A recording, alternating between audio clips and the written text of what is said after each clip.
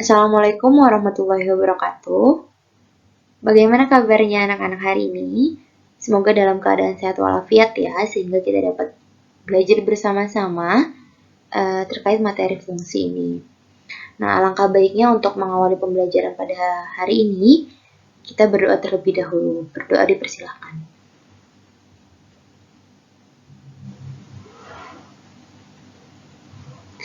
Ya, selesai.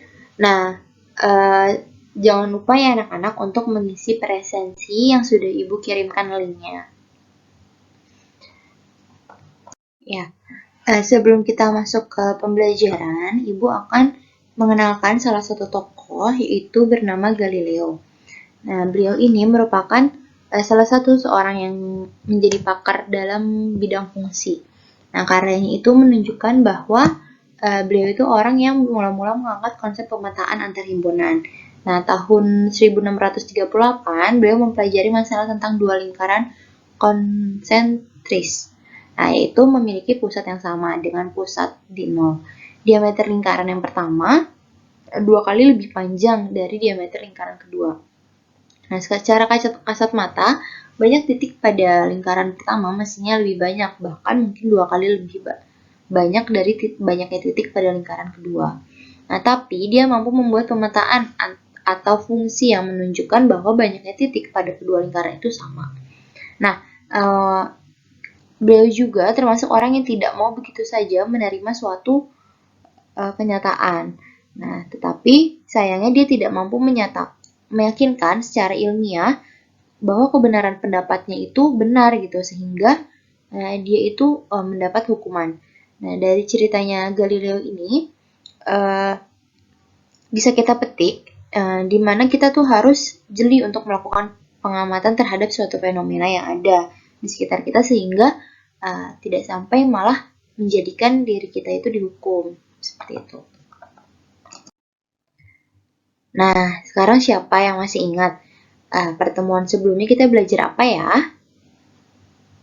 Ya, betul. Pertemuan sebelumnya kita sudah belajar terkait relasi dan penyajiannya.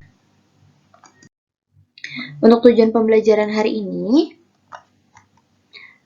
kita tuh nanti akan berdiskusi dan tanya jawab serta ada penugasan untuk anak-anak, sehingga anak-anak dapat mendefinisikan suatu fungsi dengan kalimat yang tepat, menentukan rumus dan nilai fungsi dengan benar, mengidentifikasi grafik fungsi dengan benar, dan menyelesaikan masalah yang berkaitan dengan fungsi dengan berbagai representasi dengan tepat.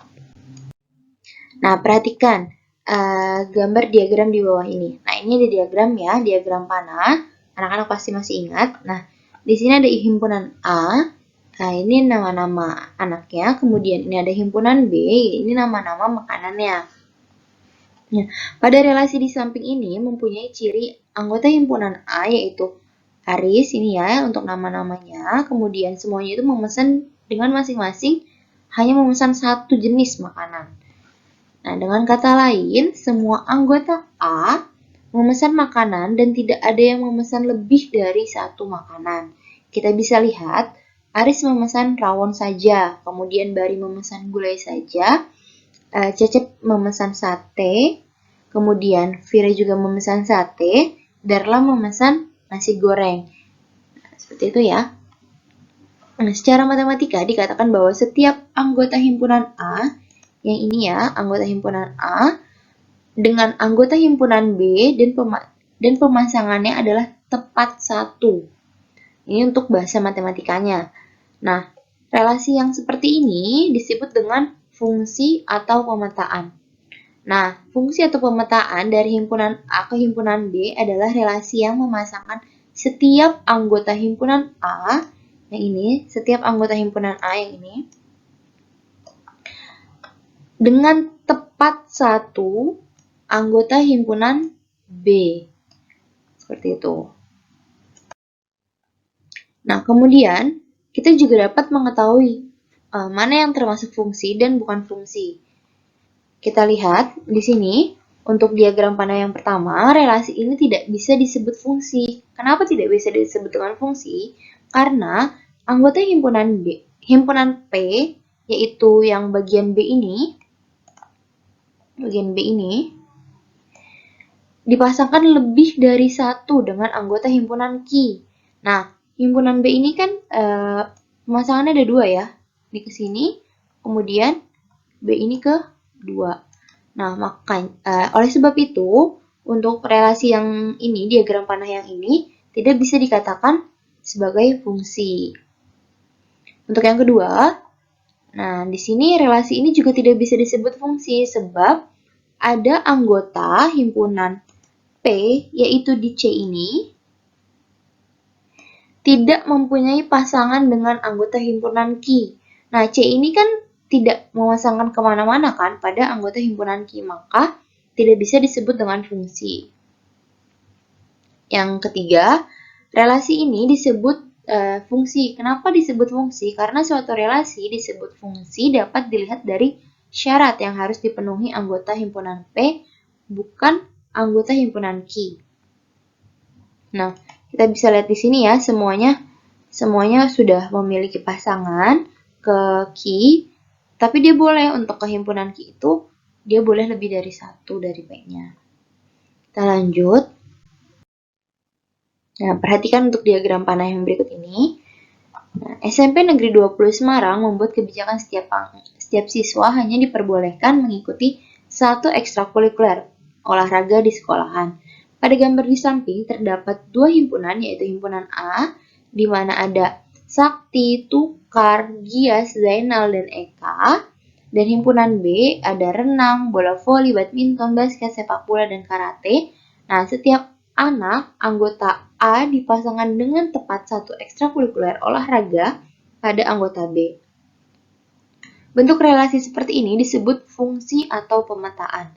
Kita bisa lihat ya di sini bahwa himpunan A dia memetakan satu di himpunan B. Ya, contohnya nih, ini seperti Sakti, dia itu ikut ekstrakurikuler sepak bola, kemudian Tukar juga, Gias sukanya itu di bola voli, kemudian Zainal ikut ekstrakurikuler karate, dan Eka mengikuti ekstrakurikuler di renang. Nah, untuk diagram panah selanjutnya, ini bukan merupakan fungsi. Kenapa bukan merupakan fungsi? Dikarenakan ada salah satu siswa yang mengikuti dua ekstrakurikuler, yaitu di Dias. Kita bisa lihat di Dias. Dias ini mengikuti basket dan juga mengikuti sepak bola. Nah, makanya oleh sebab itu diagram panah ini tidak bisa dikatakan sebagai fungsi seperti itu. Kemudian ada lagi, diagram panah yang ini merupakan bukan fungsi juga karena terdapat satu anak yang tidak mengikuti kegiatan ekstrakurikuler, yaitu Zainal. Nah, Zainal ini tidak memiliki pasangan untuk ke himpunan B karena himpunan Zainal tidak mengikuti kegiatan ekstrakurikuler di sekolahnya. Jadi untuk diagram panah ini juga tidak bisa disebut fungsi. Nah, lanjut kita untuk domain, kodomain, dan range. Nah, suatu fungsi di mana F itu memetakan himpunan A memetakan himpunan B dinyatakan dengan diagram panah sebagai berikut. Nah, perhatikan untuk diagram panah di sini. Domain fungsi F adalah, domain itu ini ya, yang awal ini disebut dengan domain. Berarti ada A, B, C, D, dan E. Kemudian untuk kodomain fungsi F, yaitu yang ini. W, X, Y, Z. Ini merupakan kodomain. Kita lihat lagi untuk range fungsinya itu. Nah, range fungsi itu yang memiliki relasi dari A, yaitu ada W, ada X, dan ada Z. Nah, maka untuk fungsinya itu ada W, X, dan Z. Nah, jadi untuk domain fungsinya itu yang berwarna merah ini ya, merah warnanya. Kemudian kodomainnya itu yang berwarna kuning. Nah, kemudian untuk range-nya itu berwarna hijau. Gitu. Nah, fungsi f dari himpunan A ke himpunan B dinotasikan dengan fungsi f seperti ini ya, dinotasikannya seperti ini. Nah, untuk himpunan A disebut daerah asal atau domain. Ini kita kasih A ya tadi. Ini A, ini B. Ya. Kemudian himpunan B itu daerah kawan atau lawan yang disebut dengan kodomain. Untuk himpunan bagian dari himpunan B yang anggotanya dipasangkan dengan anggota himpunan A disebut dengan daerah hasil atau range. Nah, yang hijau ini ya. Nah, untuk menyatakan fungsi itu ada beberapa cara. Yang pertama itu himpunan pasangan berurutan. Di mana diketahui bahwa fungsi f dari himpunan P-nya itu ada 1, 2, 3, 4, 5. Kemudian ke Q 1, 2, 3, 4, 5, 6, 7, 8, 9, 10. Nah, relasi yang didefinisikan adalah setengah kali dari. Relasi ini dapat dinyatakan dengan himpunan pasangan berurut sebagai berikut, yaitu setengah dari 2 itu 1, setengah dari 4 itu 2, setengah dari 6 itu 3, setengah dari 8 itu 4, setengah dari 5 itu setengah dari 10 itu 5. Jadi kita bisa lihat bahwa setengah dari Q itu ada di sini semua, ada di P semua ini. Seperti itu. Kemudian yang kedua, diagram panah. Nah, diagram panah ini di mana P itu 1, 2, 3, 4, 5 dan Q itu 1 sampai 10. Nah, untuk relasinya itu juga sama, setengah kali dari. Nah, sehingga untuk diagram panahnya seperti ini. Dan bisa kita tentukan di mana domainnya itu yang ini, yang di P ini. Kemudian kodomainnya itu yang ini, yang ada di himpunan Q. Dan untuk range-nya itu ada di angka 2, 4, kemudian 6, 8, dan 10. Seperti itu. Kita lanjut. Untuk cara yang ketiga dengan persamaan fungsi. Diketahui P sama 1 sampai 5, kemudian Q 1 sampai 10. Relasi yang didefinisikan adalah setengah kali dari. Berarti masih sama untuk soalnya. Nah, untuk menyatakan dengan rumus fungsi, coba perhatikan pada pola berikut ini. Dari himpunan pasangan berurutan kan kita sudah dapatkan seperti ini. Nah, sehingga kita dapatkan 1,2 itu 1,2 kali 1. Kemudian untuk 2,4 berarti 2 kali 2,2. 2,2 kali 2. Nah, 2 kali 2 ini kan 4. Kemudian 2 kali 3 itu 6. Sampai 10 ini kita temui 2 kali 5. Nah, jika anggota P kita sebut X dan anggota Q maka kita sebut dengan Y. Maka X sama dengan setengahnya Y. Selanjutnya caranya dengan tabel, di mana fungsinya masih sama, diketahui bahwa P1 sampai 5, Q1 sampai 10, dengan relasi yang didefinisikan setengah kali dari. Untuk relasi ini dapat dinyatakan dengan tabel seperti ini. X-nya itu 1, Fx-nya itu 2. Ketika X-nya 2, maka Fx-nya itu 4. Sampai X-nya itu 5, Fx-nya itu 10. Jadi bisa disajikan dengan tabel seperti ini. Yang kelima, diketahui dengan grafik.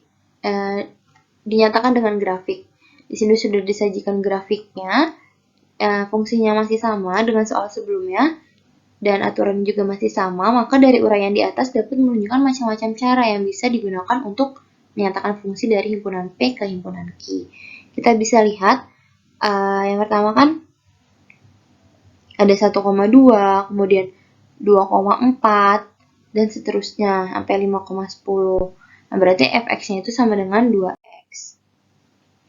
Nah, banyaknya fungsi, kita juga bisa hitung. Jika kita mempunyai himpunan A, B, dan himpunan B 1,2, di mana nilai A itu sama dengan 2 dan nilai B itu sama dengan 2. Berapa banyakkah fungsi yang mungkin dari himpunan A ke himpunan B tersebut?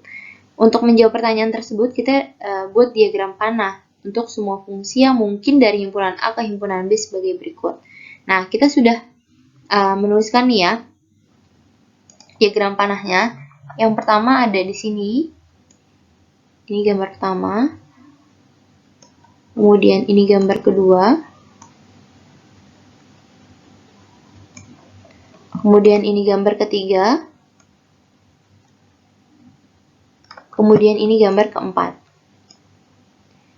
Nah, keempat gambar ini merupakan kemungkinan yang didapat dari himpunan A ini. Himpunan A ini A, B dan himpunan B ini 1,2.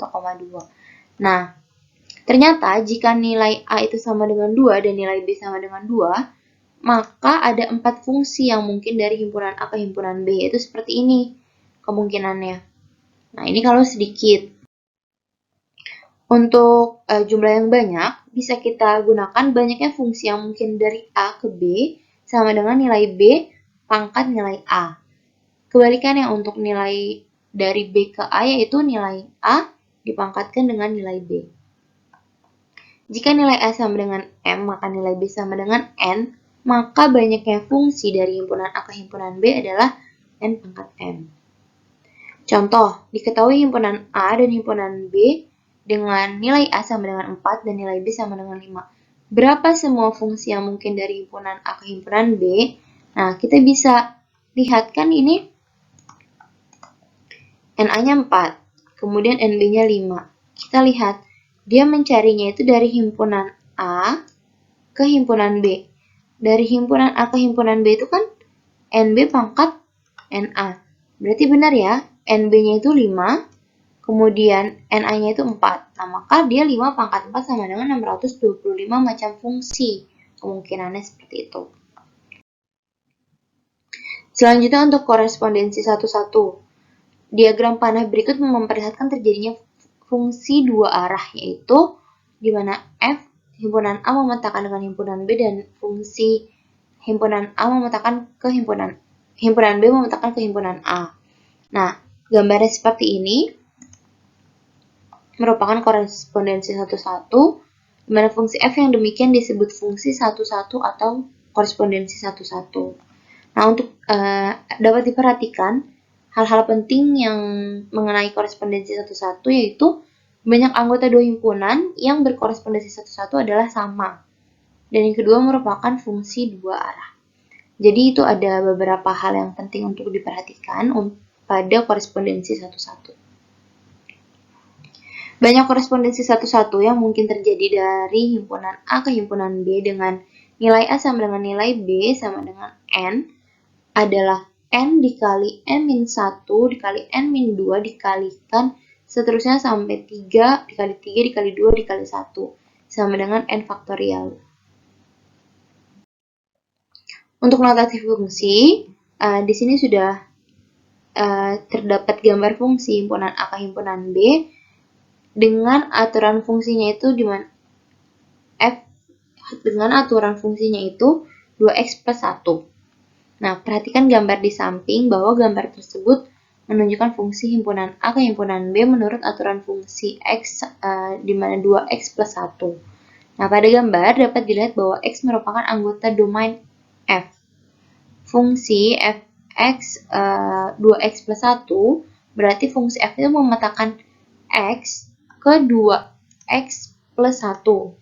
Oleh karena itu, bayangan X oleh fungsi F adalah 2x plus 1. Jadi, dapat dinyatakan bahwa fx sama dengan 2x plus 1 adalah rumus untuk fungsi F. Nah, jika fungsi F X memetakan AX plus B dengan X anggota domain F, kemudian rumus fungsi F-nya, maka seperti ini, fx sama dengan AX plus B.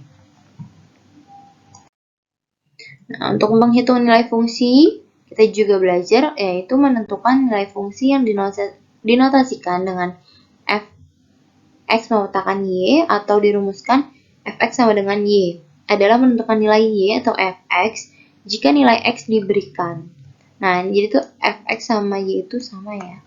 Nah, kemudian suatu fungsi f dinotasikan dengan fx sama menuju x 3x plus 6 Nah, untuk tulis rumus fungsi f-nya itu, kita bisa cari. Notasi fungsinya kan seperti ini ya. Kita bisa lihat di sini. Nah, untuk rumus fungsinya, maka fx sama dengan 3x plus 6.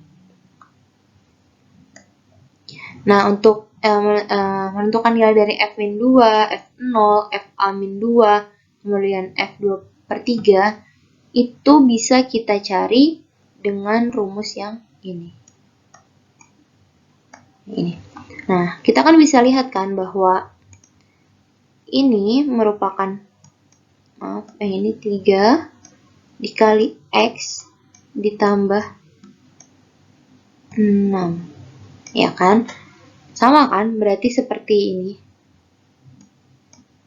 Nah, seperti itu. Jadi, untuk mencari nilai, kita bisa masukkan ke rumus ini. Seperti itu. Nah, kemudian ada menentukan rumus fungsi. Fungsi H pada himpunan bilangan real ditentukan oleh rumus Hx sama dengan Ax plus B dengan A dan B bilangan bulat. Jika H-2 sama dengan min 4 dan H1 sama dengan 5, tentukan nilai A dan nilai B. Ya, kita kerjain bersama-sama. Untuk penyelesaiannya kan kita diketahui bahwa fungsi H itu sama dengan Ax plus B. Oleh karena H-2 sama dengan min 4, maka H-2 sama dengan A dikali min 2 ditambah B sama dengan min 4. Nah, bisa kita lihat ya, yang X-nya ini sudah diganti dengan minus 2. Ini kan tadinya seperti ini.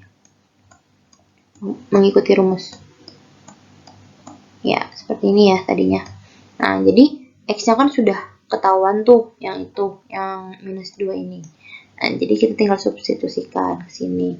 Sehingga menghasilkan persamaan 1, yaitu minus 2A plus B sama dengan minus 4.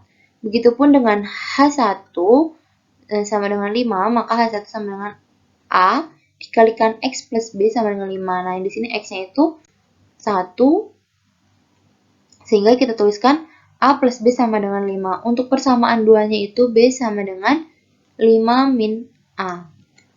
Sampai sini paham anak-anak? Ya, semoga paham ya.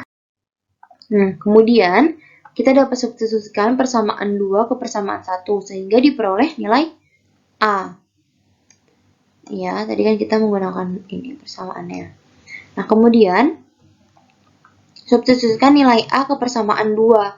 Nah, persamaan 2 kan kita dapat B sama dengan 5 min A. Nah, sehingga B-nya itu menghasilkan nilai 2. Oleh karena nilai A sama dengan 3 dan nilai B sama dengan 2, maka rumus fungsinya adalah Hx sama dengan 3x plus 2. Karena tadi rumusnya itu kan seperti ini.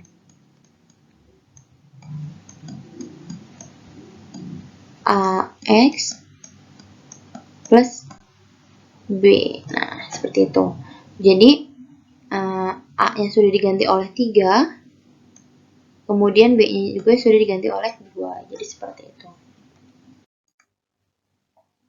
Ya, kemudian untuk grafik fungsi, berdasarkan rumus ini, fungsinya dengan domain X, di mana X itu lebih besar sama dengan minus 2, dan X itu lebih kecil dari 4, di mana X bilangan bulat.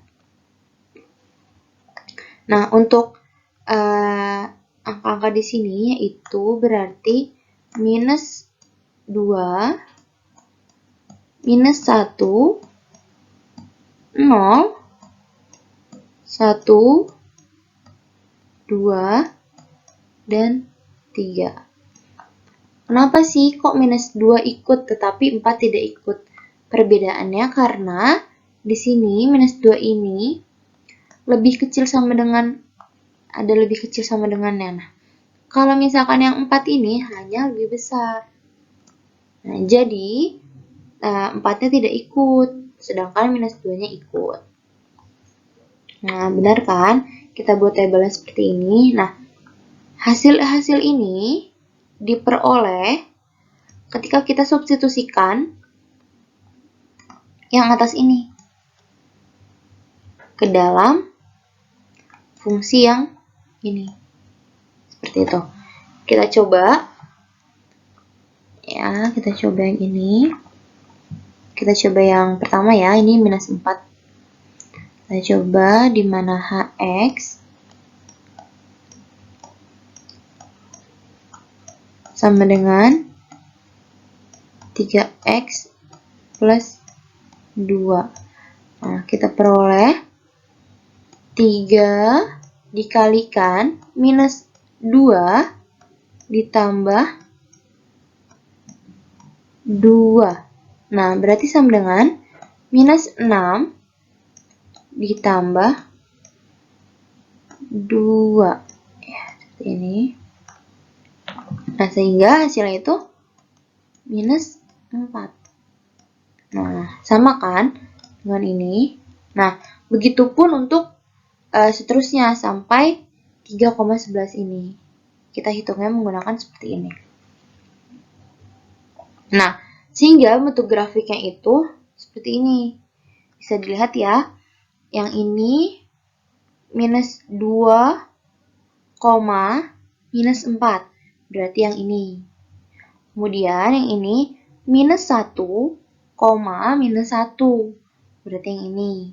Kemudian 0,2 yang ini. Kemudian 1,5 yang ini. Kemudian 2,8 yang ini. Dan 3,11 itu yang ini. Nah, untuk menentukan titik, itu kita lihat yang di sumbu X dulu. Yang kita lihat. Baru yang sumbu Y. Jadi jangan kebalik ya. Untuk yang atas ini untuk sumbu X. Nah, untuk yang bawah ini untuk sumbu Y. Jadi X, Y. Nah, sehingga seperti ini 3,11. Nah, 3,11 berarti kita lihat nih. Contohnya 2,8. 2,8 kita lihat nih. Bentar. 2,8 berarti ada di sini. Ini 2. Kemudian ini 8. Nah, maka 2,8 itu ada di sini. Gitu. Bukan 2,8 itu ada di sini. Yang ini nih, yang garis kuning ini tuh salah ya. Ini, bukan ini. Ini tuh salah. Kalau seperti itu, berarti bukan 2,8 tetapi 8,2. Karena ini X-nya itu 8, kemudian di koma Y-nya itu 2. Seperti itu. Jadi jangan sampai kebalik ya untuk menentukan grafiknya gitu kan. Kan kemarin kita sudah belajar koordinat. Ya, Ibu rasa cukup untuk pembelajaran pada hari ini. Semoga anak-anak dapat memahaminya dengan baik dan tetap belajar di rumah ya. Meskipun sudah ada yang tatap muka juga, tetap jaga protokol kesehatannya. Nah, karena tadi dibuka dengan doa, alangkah baiknya kita tutup juga dengan doa. Berdoa dipersilahkan.